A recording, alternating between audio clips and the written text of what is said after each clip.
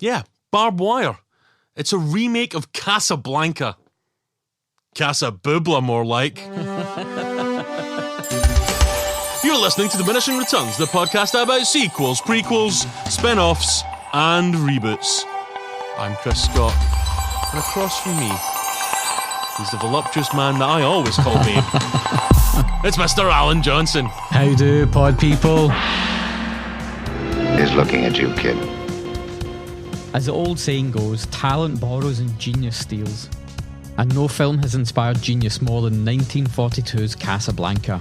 Surely one of the greatest movies of all time.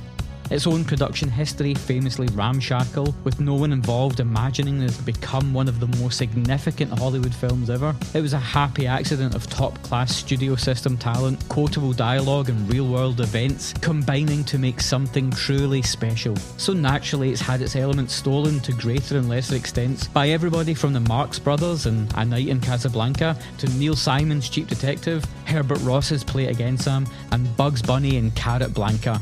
Of all the juice joints in all the towns and all the countries and all the wilds, she picks this one. It spawned 2 short-lived television shows and 2 retellings in Casablanca and Havana, where Charles Bronson and Robert Redford delivered their respective takes on Humphrey Bogart's iconic Rick.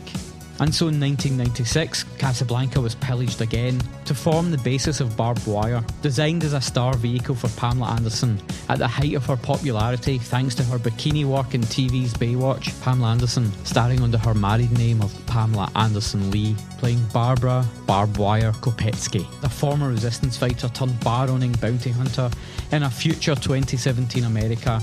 Barb encounters an ex-lover and his new partner and is conflicted about helping them escape to Canada and freedom. The movie swaps Casablanca's war-ravaged Europe for the US in the throes of a second civil war. Travel documents for contact lenses, noir lighting for explosions, and Humphrey Bogart for Pam Anderson. Our movie certainly tries to make a go of it for our hero, as she strips, kicks and rides through this comic book based affair. And although no one ever explicitly acknowledges the Casablanca connection, many film critics, notably Roger Ebert, picked up on the similarities immediately upon its release. So does Barb Wire profit from more than just lifting the plot from Casablanca? Does it manage to capture the timelessness of love in the face of adversity, of personal sacrifice for a greater good, the plight of the refugee fleeing from war? Or does it merely objectify its star for the sake of titillating its potential audience? Don't call me babe.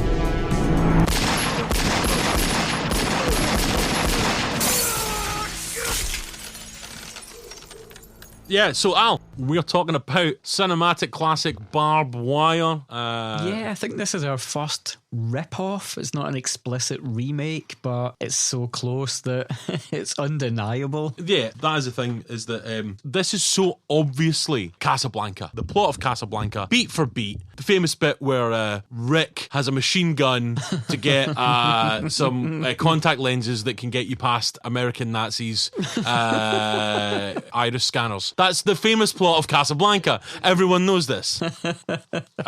So yeah. So here's the thing. I'm going to say it straight off the bat, right? You love this? No, this film's terrible. This film is so bad that almost made me hate tits. Right? Like, I'm a straight horn dog. I'm a sleazy reprobate. I love diddies, right? Right? This should have been great. Casablanca, as you alluded to in your intro, Casablanca's actually held up as like the perfect script. How can you possibly improve on a perfect script? Oh, I don't know, boobs and machine guns? Yeah, fucking right on, guys. Like, wait, so instead of setting it in the past, we're setting it in the future of 2017. But, you know, we're setting in the future with like a big set of boobies and machine guns. That sounds great. Like that, if you say to me, that's the film I'm going to watch, I'm expecting a hella good time. Just to lay out its stall nice and early, this movie, within the opening credit sequence, has Pamela Anderson stripping. I mean, of all the tit joints and all the post-apocalyptic towns in all the world, she showed her tits in mine. It is like just before it gets to the most wonderfully pointless and salacious shoehorning in of tits that I've maybe ever seen. They have one of my favourite things in films, a text crawl about a future world. Yes. But it's like, in 2017, Steel Harbor is the only free land in America that's been taken over by the Confederacy or the Confederacies of Dunces. Oh, right, right. Fucking hey, everyone. Yep. There's Alan fucking showing off again. Yeah, but here's the thing, right? So I love that. I was like, maybe this is going to be all right. Like, maybe I've... Hints of Escape from New York. Yeah. Like, here's a scary future. Yeah, like this is going to be a dumb, fun genre film. And the very next scene is basically, remember Pamela Anderson's got tits, guys?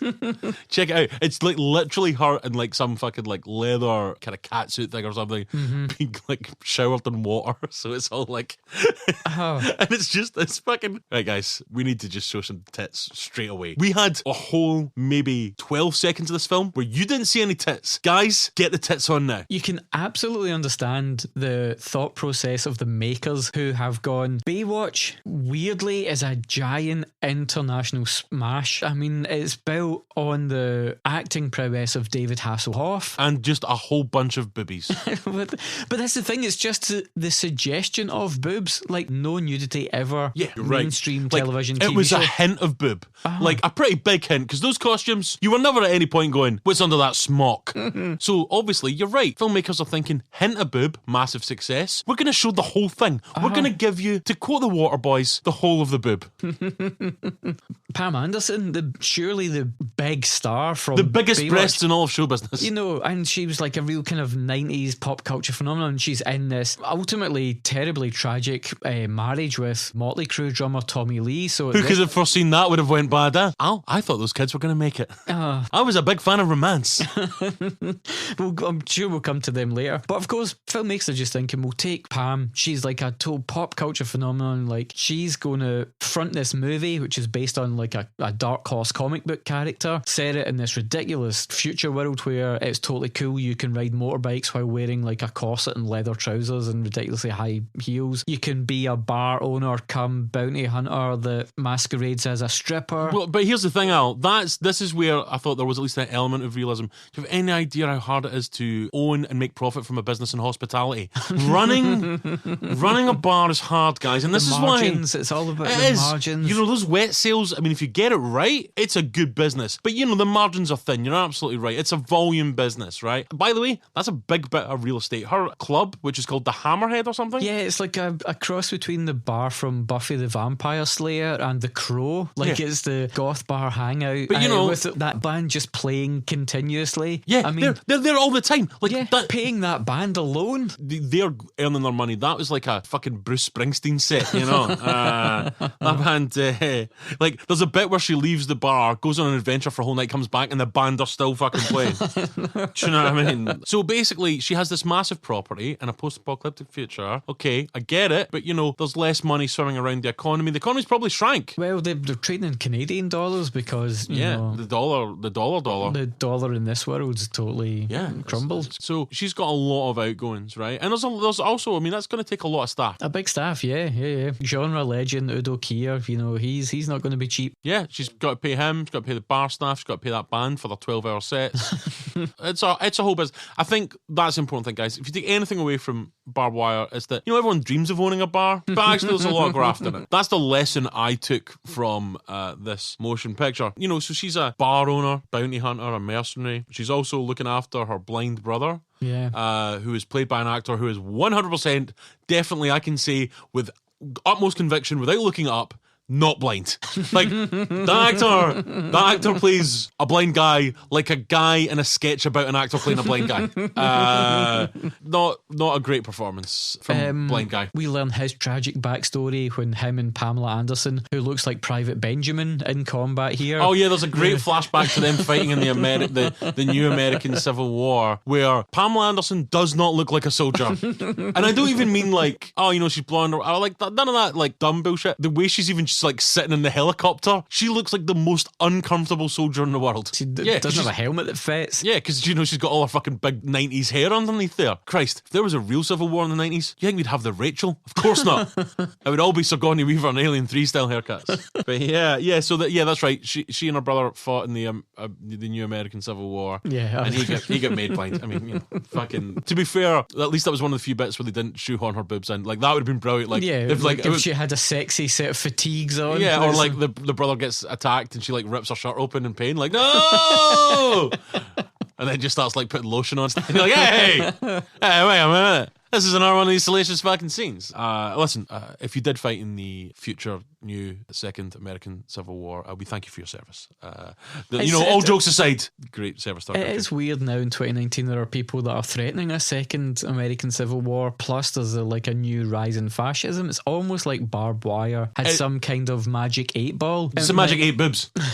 It might have been made in 96, but it was made for a future audience to really understand, we saw this coming, guys. We tried to warn you. You should have armed Pamela Anderson sooner. It's ahead of its time. It's ahead of its time. Of course, Pam Anderson now is, a revolutionary trying to free Julian Assange. I don't know, but Pamela Anderson, a woman who's been with a bunch of, frankly, reprobate men who treat women like dirt, I don't know what she sees in Julian Assange. Couldn't possibly tell you what she would see in somebody like that. I also like to, at this point, I have an abiding fondness for Pamela Anderson, but not for the reason that you think.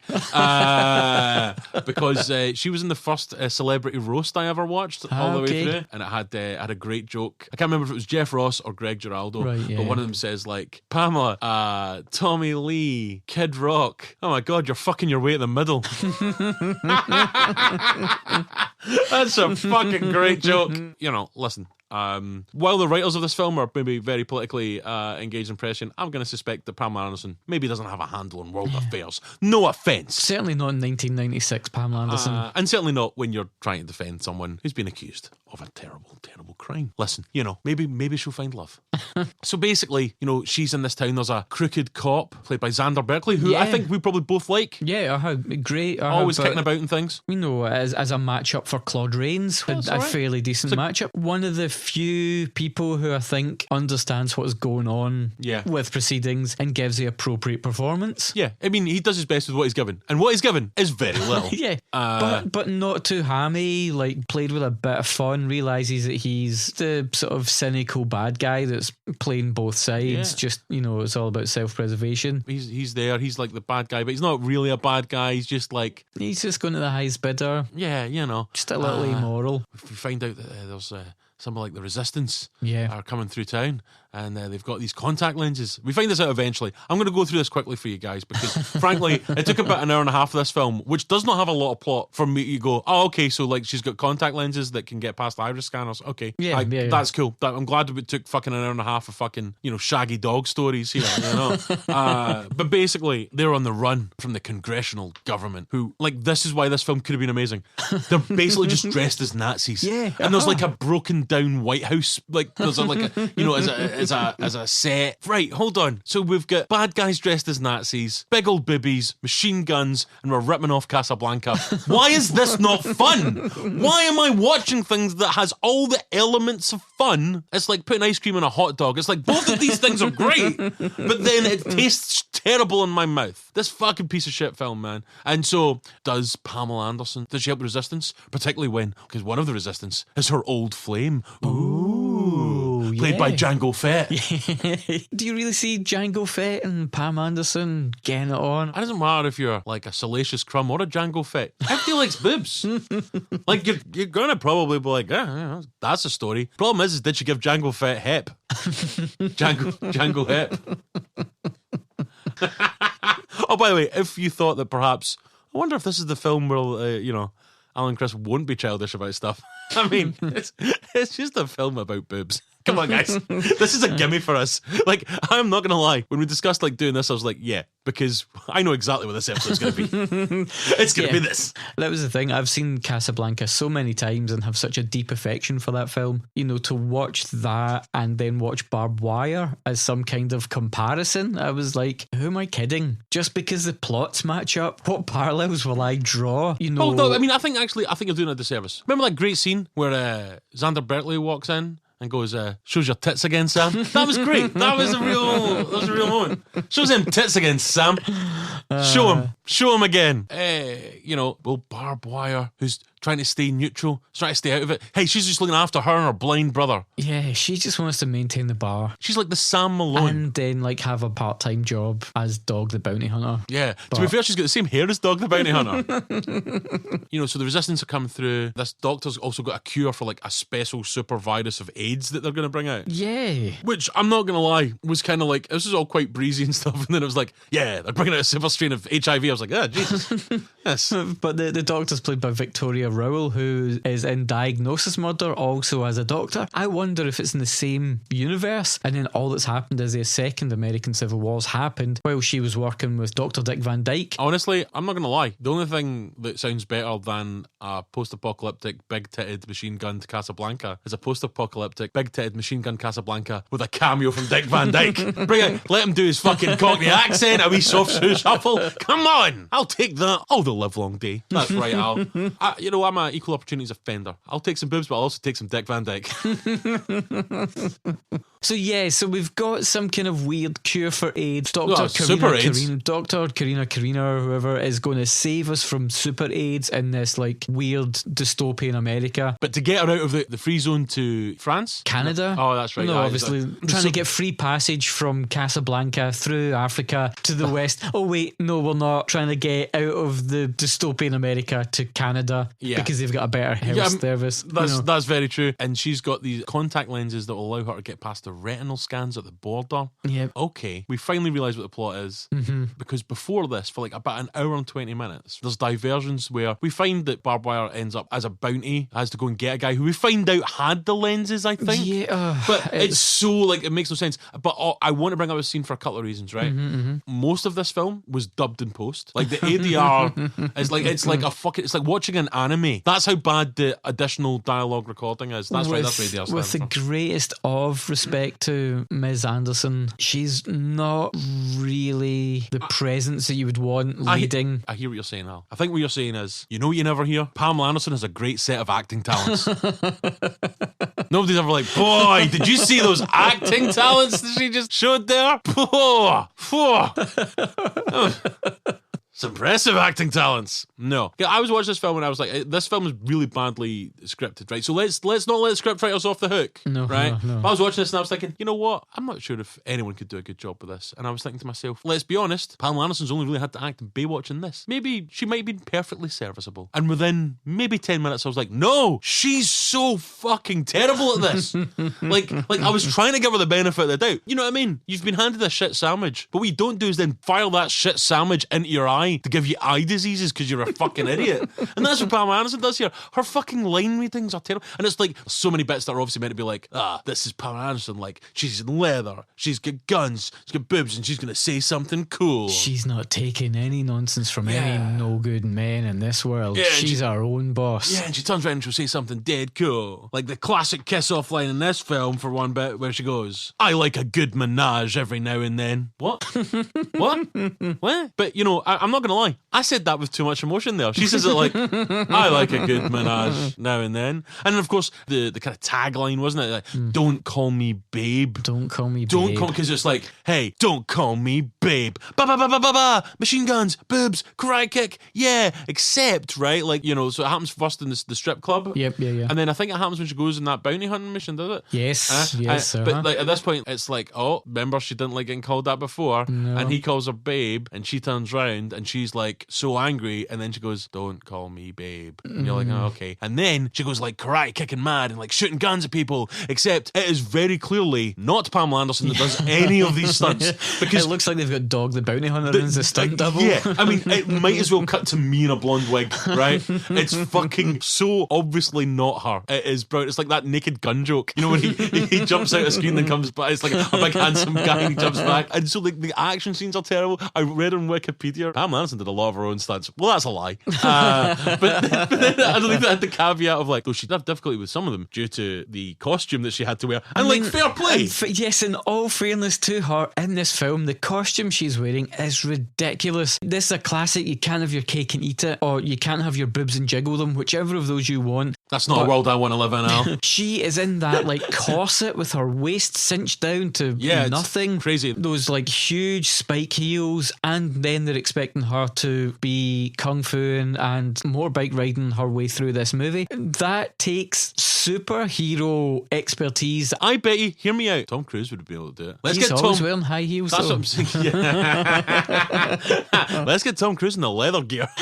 Stick a pair of big titties on him and go, right, come on, Tom. Yo, it was all fair when you're jumping off planes of Mission Impossible and climbing up big tall buildings, but do it with a fake pair of big diddies, right? And in a leather catsuit. Then we'll see who's really a That's great going to movie put star. your centre of gravity off. Yeah, I mean, yeah, it's fucking. I mean, I'm surprised. You know, if Pamela Anderson and turns round too quickly, she's in a tailspin. She's out. She's done. Like, I mean, it is ridiculous. It's like a kind of ridiculous cartoony world. But you know, that just shows you. I mean, that must not have been comfortable, right? No, that must have been painful in places. Luckily, they got Pamela Anderson, who'd had sex with Tommy Lee, so she was at least, you know, she could at least handle some pain. Because from what I hear, that boy is packing one hell of a hog. He's got a big old dick. yes, you know, and that's a whole other side of it. Is like Tommy Lee is a horrible domestic abusing asshole, you know, who has like a Who's in a terrible band. A terrible band. Yeah. Not the worst of his crimes. Let's be clear.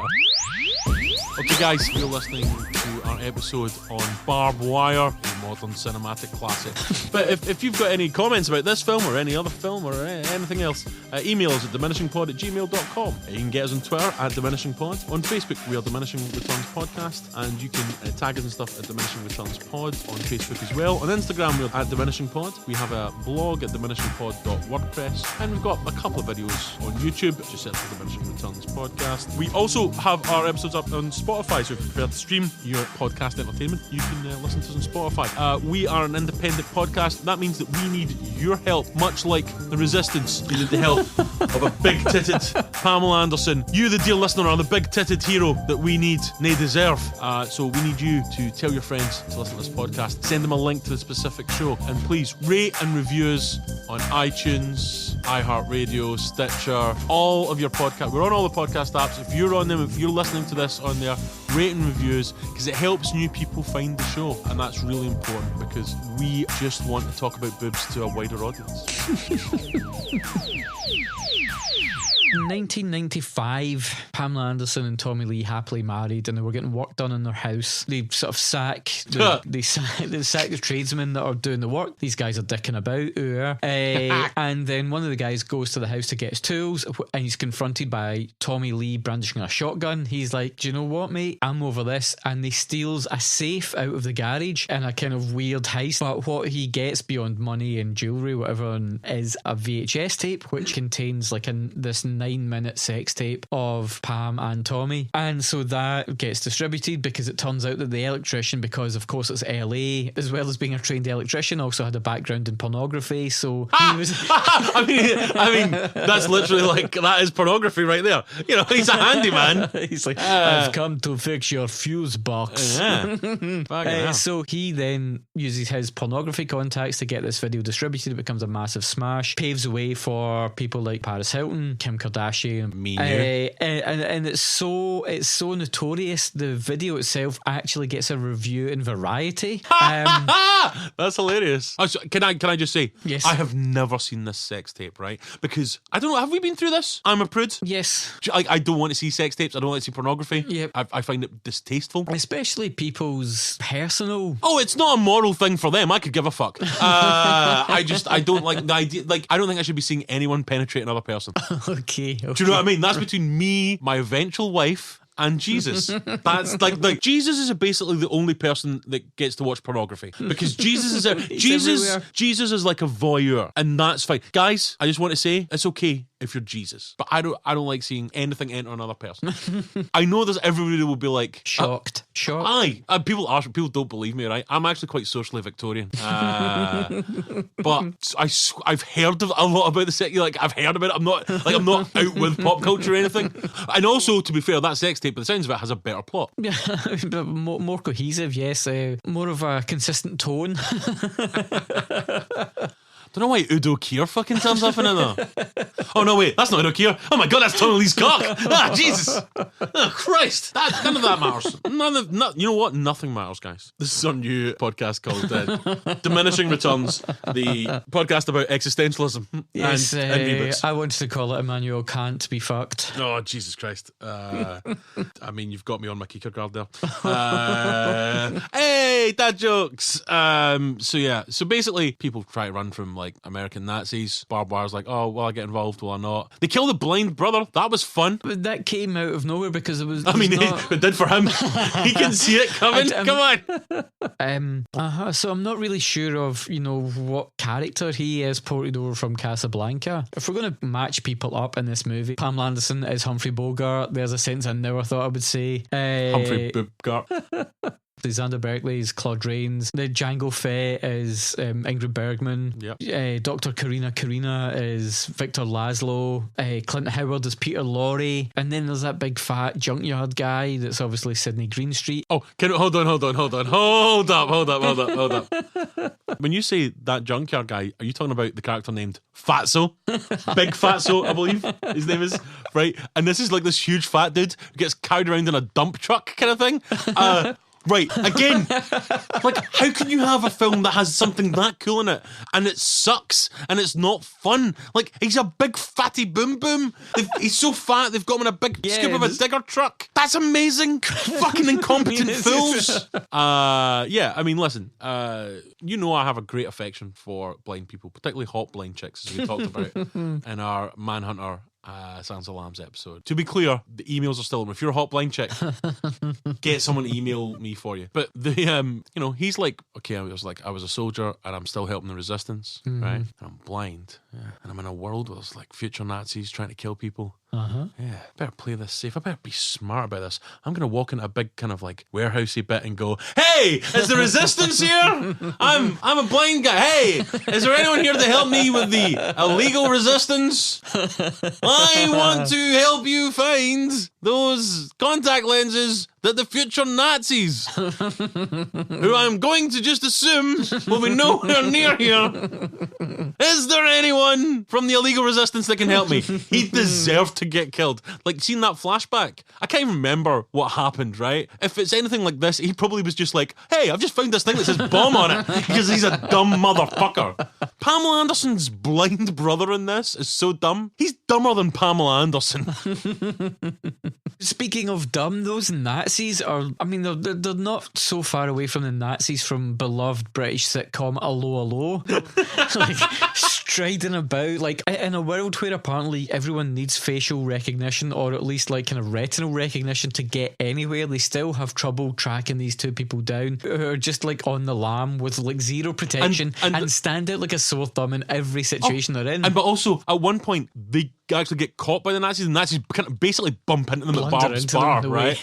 And then it's like, use the retinal scan on these people. Goes to the woman, and it's like, this isn't working. Yeah, we don't have a spare. It's on the fritz. And he's like, oh well, just let them go. And then like immediately it's like, right, where are these resistance guys I think you're hiding, Barb? It's like, holy shit. These aren't the droids you're looking for. Yeah, maybe it's just because like that's the power of boobs. Maybe Obi-Wan Kenobi. But yeah, to be fair, if I was trying to hunt for somebody and I was like, man, this is my focus, and somebody was like, hey, do you want to see some boobs? I'm like, yeah, do I? They could be running right past me and I'd be like, sure, where's the boobs? What happened? What? So maybe that again is maybe the most realistic part of the film. Maybe, yeah. Boobs are the great leveler. The only things that you're sure of in life are death, taxes, and boobs. It's funny. So I guess if you were looking at like a graph, it would be a kind of curved graph that goes. Come on, guys. Yeah, I go on there. I'm going to two this. bell curves. Yeah, right. No, like the amount of boobs that we are front loaded with, if you will, tapers off the more that this becomes like Casablanca. The more Casablanca, the less boobs that we are seeing. It just reverts to side boob, top boob, like silhouette. The first act of this film is where she is like an ass-kicking heroine who is taking out like various gangsters and finding future bail jumpers or whatever to bring in their heads. I call them midnight runners. And so there's that one action sequence when she kind of blows a hole in the wall and goes through, and then she's shooting through a door of a fridge to kill someone, and then she's behind a table. That's right, that table, right? Like some guy starts shooting at her, and like she's already like blown up a wall, and she's like, you see, like shot through a fridge or something, right? You know, this guy starts shooting at her, and she like pulls across like the flimsiest table, but this, you know, like the wood that is made from must be bulletproof. It's like you know that wood that they use, the bulletproof wood from the Kevlar forest. You know, I'm just gonna say it doesn't make sense in this film. It's crazy, but yeah, you're right. But I mean, also at the same time, I know you're saying that we go from a very high point of boob in the sense of, you know, like that first minute is just like boo. Sprayed with water. Yeah, it's crazy boobs, right? It's fucking boobs up the wazoo. But I guess it's because this isn't like a softcore film. Yeah. But it's trying to get the same audience. So they have to just shoehorn little bits of boob. Almost every third conversation she has in this film, she's getting dressed. Yes. You know? And it's just like... she's in her goldfish bowl bath. Yeah. It's with all the bubbles sticking to her when she stands up nude. Again, this is kind of like, and I think we kind of touched on this in our Basic Instinct 2 episode, that this is a kind of a sort of flashback to, for us, like a quaint time where you just couldn't see boobs. Do you know what I mean? Like boobs now, it's an oversaturated market. Yes. You've got boobs, you know, whatever. You're just desensitized to it. Like it's literally everywhere. It's supply and demand. It's simple economics. You know what I mean? You know Adam Smith's famous economics text, The Wealth of Nations. Mm-hmm. Yeah, it's in the chapter in that entitled Boobies. You know, we're in a boob-heavy world now. You know what I mean? You can look at boobs as much as you want, but in those days they were like, man, you know what we need to do? We need to let people see. Hear me out. A celebrity's boobs. Most people in the world will not have seen this celebrity's boobs. That's insane. You can see every celebrity's boobs now. Yeah. Zainab Badawi. Oh, Zainab Badawi naked. I can see Zainab Badawi's boobs. You know, you want to see Penelope Keith's boobs? That's right. You can see those fucking boobs. Theresa May? Do you want to see Theresa May's titties? No, yeah, you do, Al. I'm showing you them right now. No. Give me B. Arthur. Give me B. Arthur. It's a strange kind of film that doesn't need to exist anymore. Yeah. Oh, and also, let me be clear, did not need to exist then. Like, it's not at any point where it's like, yeah, we don't need this anymore. We didn't even need it then. But boobs, we needed boobs. If they were trying to make Pam Anderson a movie star, first of all, no disrespect to her, but she just does not have the acting chops I hear what you're saying. Carry a movie. But the thing is, if we're taking this in the sense of, right, if we can't have made a good Barb Wire, what movie could we have given that would be suited to her talents, to her stage presence, if you will, her screen presence? What would be suited to her fame, like the way that the world perceived her then? Sophie's Choice. I think she could have done a good job with Sophie's Choice. I mean, you know, I could really see her in that role just going, boy. Wait for your line delivery. Boy, this is a real Sophie's Choice. Hear me out. Quite a sad and heartbreaking movie. What would have been nice is to improve it. With just, you know, a little bit of cleavage. Meryl Streep showed a bit more titties in Sophie's Choice. Yeah, that's right, Meryl Streep. I'm coming for you, man. You've been getting away in Hollywood for too long. Me and my new client, Pamela Anderson, coming for all your roles. Pamela Anderson in A Cry in the Dark. A dingo took your baby. No, not my baby. Not my baby. Not my baby. Oh, my baby. Don't call it babe. Pamela, call us. We've got a career plan for you. We're going to get you the Oscar, all right? If you're listening, if you're in between like going on prison visits to see Julian Assange, emails at diminishingpod@gmail.com, Pamela Anderson. So, you know, God, what's going to happen? Well, I mean, you know, we all know she's going to eventually help the resistance escape. And then suddenly we've got a shootout, explosions, no boobs.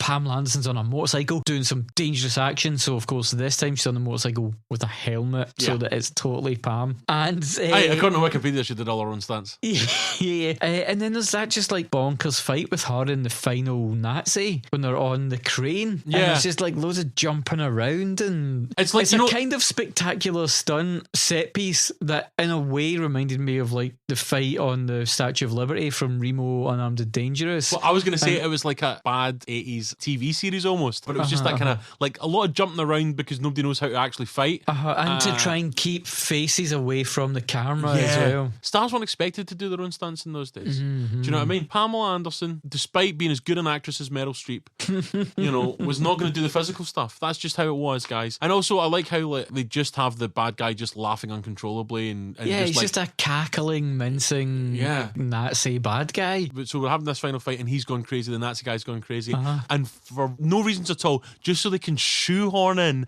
that dumb fucking tagline, he goes, "This is just like my favourite song, I Got You, Babe." No, it's not. No, it's not. You're having a fight. What about this song atop a crane is like the cherished pop hit "I Got You, Babe" by Sonny and Cher? Yeah, it's literally nothing. Literally nothing. And then she gets to go, "Don't call me babe," and then shoots him. So like the airfield ending, Xander Berkley, Pam's there. They've sent Django Fett and Dr. Karina off on a plane to Canada with their fake eyeballs in, potentially saved humanity from super AIDS or whatever the Nazis were going to do. And then instead of the beautiful friendship, final line delivered by the wonderful Claude Rains, like brilliant. They walk off into the mist together. And then we've got Pam and Xander Berkley, and Xander Berkley looks at Pammy and he says, "I do believe I'm falling in love." Yeah, if anything, it's an improvement. Which is what this film has done. It's taken the classic. It's taken what was an okay film and just made all the right improvements. Separated the wheat from the chaff. It's a strange one. It's like the whole film's weirdly cut and edited. There's loads of like weird edits and stuff. Because I'm assuming like maybe halfway through one of Pamela's scenes, like the other actors were falling asleep. But, and there's such weird elements to the film. We've got these like film noir elements, like really heavy lighting, a lot of voiceovers, bonkers soundtrack, like as well as having the industrial band. The music is wild. Like it'll be like a tango 1 minute, then just like weird. At one point, I was like, "Is that mid to late 90s indie band Marion on the soundtrack?" And it is. I looked it up. I actually looked up because I was like, let me recommend their 1995 single Sleep.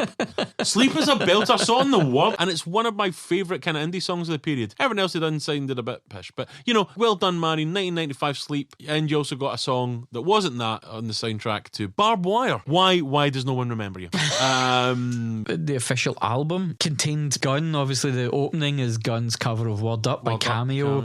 Tommy Lee is on it. Michael Hutchence, Shampoo are on the album with a track called Don't Call Me Babe.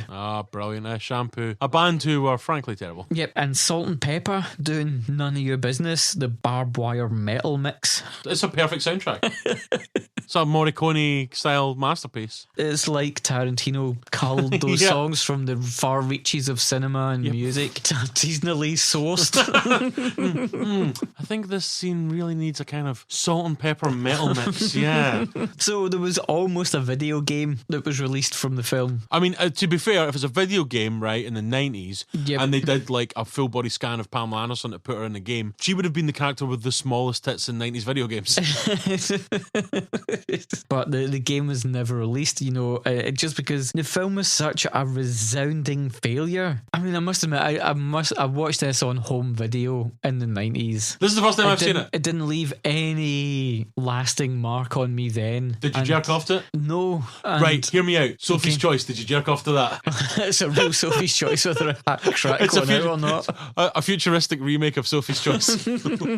Being much more versed in cinema and seeing how closely linked this is into Casablanca, it's bonkers. Casablanca itself has been ripped off so many times and had elements pulled out of it. Play it again, Sam. The movie called Out in the Cold, like so many, even The Usual Suspects, that's where round up the usual suspects, that's where it comes from. Endless wonderfully quotable and misquotable. It's not like people haven't been pilfering magpie-like elements from Casablanca before. I get what you're saying, but do you think the sort of audience that was going to see Barb Wire was like, oh, wait a minute, this is Casablanca? Like 13-year-old Diff says, oh, actually, I think this is very much like the classic of American cinema. You know what I mean? Well, they've got fucking dick in their hands, which is how I watch Casablanca. Casablanca, obviously set in North Africa, and yeah, where is it again? It's set? Yeah, I'll come to me. At that point, Second World War is raging in Europe at that time. Just as the Allies begin to encroach into Africa, they rush release Casablanca to coincide with real world events. It's very sympathetic to the plight of refugees, you know, the powerful message that resonates today, you know, with wars raging throughout the land. Refugees looking for safe haven, and we should welcome them to safety. What was 1996? Oh, Barb Wire saying... No, it was released because it also was trying to capitalise on someone entering some new territory that we'd all seen on the sex tape. Yeah, so I think they're two. That's what you're saying. Like they're both equally as good. Yeah. What you're saying so is the timelessness of Casablanca, as time goes by, resonates through into Barb Wire. Yeah, and Barb Wire is also a timeless classic. It makes Casablanca look like the flat-chested piece of shit that it is. Nobody ever talks about Casablanca anymore. I mean, it's funny because obviously there was a bit of controversy when they colorised Casablanca, but what you really think they should have done is just added boobs to everyone. CGI boobs. Like fucking Rick walks in that white suit, but also packing a great set of fucking just like cracking knockers, Rick. Just absolute big set of pups. You know what I mean? Just like, oh hey, fucking Humphrey Bogart's a lot sexier. Sam having trouble playing the piano because of his big jobs. Yeah, he just can't reach the keys. He can only play the really, really high notes and the really low notes because anything in the middle is just like, it's a fucking faff. It's, you know, listen, this film is terrible. Don't watch it. Al, do you have anything to add about this film? The only other time that I can think that there's something like this has happened where they took like a beautiful male star and objectified his physical attributes and reused the plot of a previous Hollywood classic is when Jean-Claude Van Damme reused the plot points from Bloodsport when he made The Quest. Lovely. Yeah, I mean, Jean-Claude Van Damme, did he do the splits in both of those films? Of course he did. Of course he did. I really look forward to the next time we try to hoist a Playboy Playmate of the Month to box office superstardom by ripping off a previous Hollywood classic. The Treasure of Sierra Bubry. Citizen Kane. The Magnificent Ambersons, if you know what I mean. Alright, fucking hell, see the Ambersons in her. Jesus. Holy moly. Listen, I have a weird abiding affection for Pam Anderson because that roast is one of the funniest things I've ever seen. Whenever she's mentioned, I think of three things. One is the roast. It could have been fun, and I think it's actually a weirdly fun, groovy idea that's been done in the worst way possible. Mm-hmm. Lots of the things we've said here might have made it sound like it was good fun. It's just very dull, and I don't like it, but I do kind of admire the fact that it did try and graft a dumb film onto its Casablanca elements. And actually, I think there's one bit that is quite resonant and does really sort of pull back, sort of pull back the curtain and say, listen, you know, this is Casablanca, guys. I know you think this is just some dumb bullshit, but we want to show you that we're paying respect to one of the great films. And it's a great, Casablanca is a great film. And actually, don't watch Barb Wire, watch Casablanca. But there is any options you have to watch Casablanca, watch Casablanca. It's great. But this film tips its hat to it and says, listen, you know, this is one of the greats of American cinema. And that great scene where Udo Kier says, here's looking at you, your tits.